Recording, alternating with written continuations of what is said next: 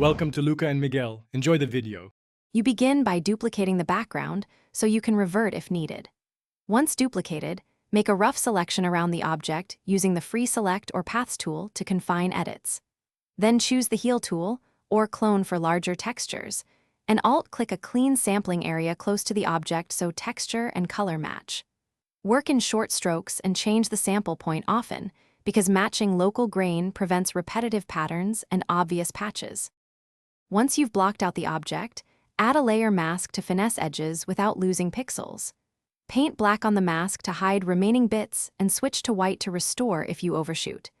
Create a new transparent layer and apply Clone for structural fills and Heal for texture, blending so changes stay editable. Make brush hardness low and opacity around 50% for feathered transitions. Alternating tools and sampling locations helps preserve. You finish by zooming to 100% to inspect edges and use tiny Heal or Clone strokes to remove seams. Once clean, flatten a copy or export as a new file, and then apply subtle levels or curves to harmonize any tonal shifts created during retouching. If you still see repeating artifacts or ghosting, try the Heal Selection filter, resynthesizer, or sample a different source area and rotate/scale it slightly. This often resolves pattern repeats and makes the repair invisible.